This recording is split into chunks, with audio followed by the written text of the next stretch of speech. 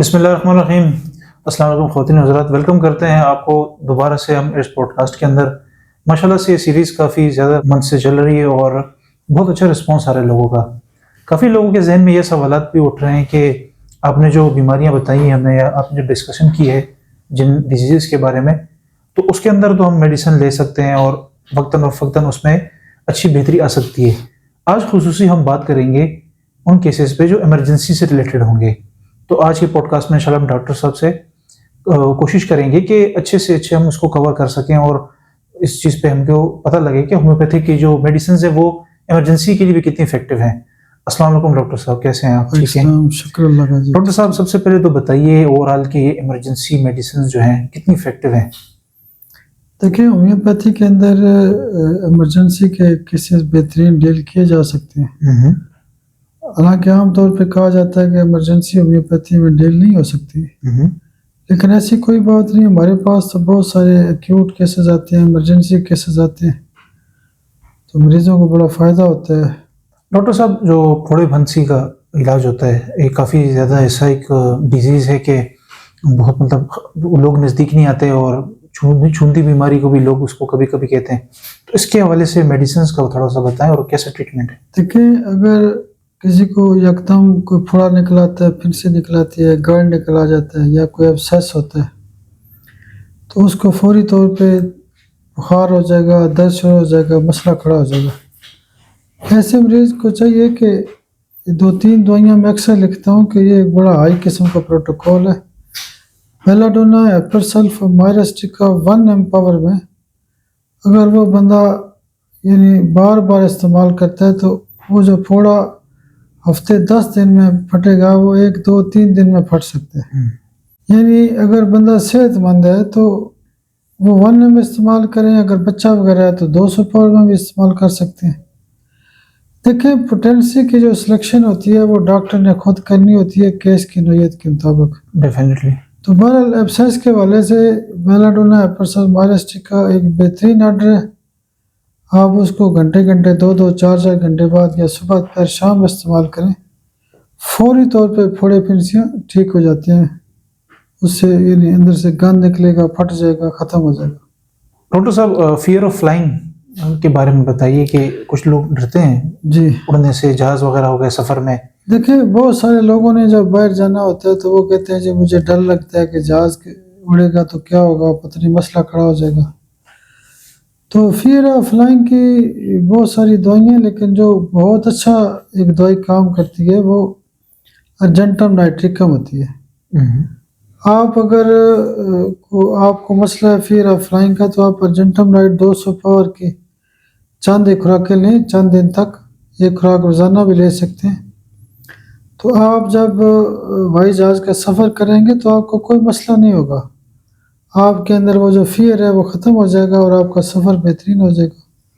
Doctor साहब, skin allergy पे बात करते हैं हम। थोड़ा सा धब्बड़ वगैरह लोगों पे निकल आते हैं, तो ये किस तरह के मतलब ये केस पे भी होगा? इसको बेसिकली आर्टिकेरिया कहते हैं। स्किन एलर्जी होती है, धब्बड़ निकलते हैं। तो इसमें जो 2-3 दवाइयाँ बहुत ज़्यादा इस्तेमाल की जाती हैं, उसमें एपस 200 की एक खुराक रोज़ाना ले सकते हैं और 7 आर्टिका यूरस क्यू में इस्तेमाल कर सकते हैं। 10 कतरों की एक डोज काफ़ी है। स्किन एलर्जी और धब्बड़ एलर्जी और आर्टिकेरिया की बड़े मज़े की ये दवाइयाँ, और भी दवाइयाँ, लेकिन ये ज़्यादा ये इफेक्टिव है ज़्यादा। जी जी।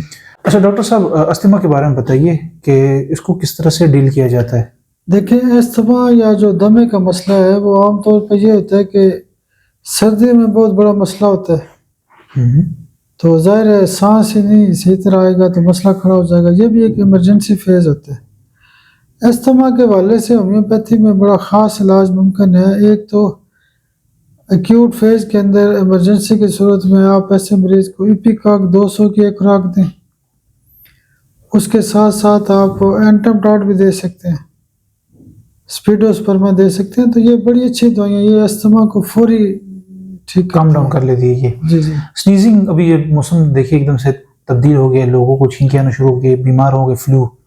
तो स्नीजिंग के अंदर बहुत ज़्यादा स्नीजिंग जब होती है किसी को, तो उसके हवाले से बताइए कि किस तरह से डील किया जाएगा? स्नीजिंग या छींकों के हवाले से मैं अक्सर बताता रहता हूँ कि अगर गर्मियों में छींकें आती हैं तो एलियम सिपा दवाई होती है, और सर्दियों में छींकें आती हैं तो सबाडिला दवाई होती है। आप सबाडिला 200 पावर या एलियम सिपा 200 पावर के खुराक रोज़ाना इस्तेमाल कर सकते हैं।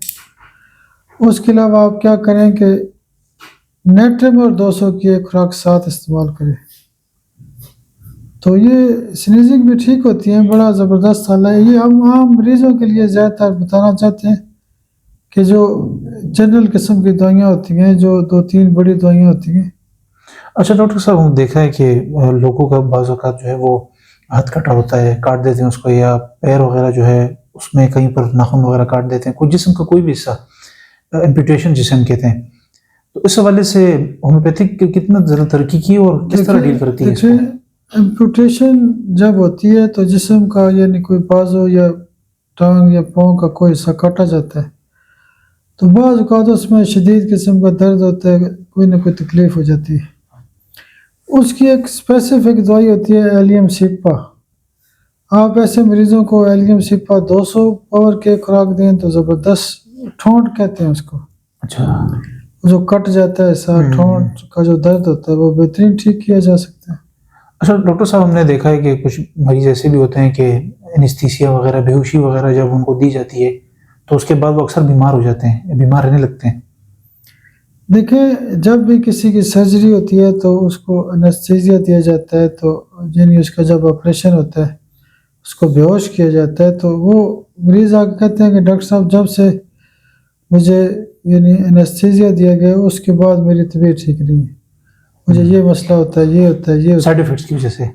तो वो क्या होता है कि उसकी ख़ास दवाई होती है फास्फोरस। आप ऐसे मरीज़ों को फास्फोरस 200 पावर की खुराक दें, हफ्ते 10 दिन बाद रिपीट कर सकते हैं, बेहतरीन उनके मसाइल हल होते हैं। एंकल इंजरीज वगैरह जब हो जाती हैं, अक्सर बच्चे हों या बड़े हों, किसी कोई चोट आ जाती है या कोई और मसले में बाइक से गिर जाता है बंदा, इस हवाले से बताइए इमरजेंसी में किस देखिए, तरह? ये भी एक इमरजेंसी फेज़ होता है, इसको आमतौर पे मोच भी कहा जाता है, जी। टखने की चोट है या एंकल इंजरी। तो इसमें जो 2-3 दवाइयाँ बहुत ज़्यादा इस्तेमाल की जाती हैं, उसमें एक रूटा 200 पावर में या 1 एम में इस्तेमाल की जाती है, एक रेस्टाक्स इस्तेमाल की जाती है 1 एम या 200 में, और एक दवाई होती है नेट्रम कार्ब। देखिए, पोटेंसी हाई या लो देना ये आपने खुद फैसला करना है। Being a doctor. सेहतमंद बंदा है, बड़ा बंदा है तो 1 एम दे सकते हैं एक्यूट फेज में, अगर बच्चा वगैरह है तो 230 में दे सकते हैं। क्योंकि डॉक्टर्स को पता होता है खुद कि मरीज जो है उसको कितनी पोटेंसी चाहिए और जी जी, किस तरह वो रिकवर हो सकता है। कुछ तो इंसान का अपना इम्यूनिटी सिस्टम होता है कि अगर जी वो जी जी अच्छा जी। डेवलप होता है तो वो टेक कर लेता है बीमारी के ऊपर।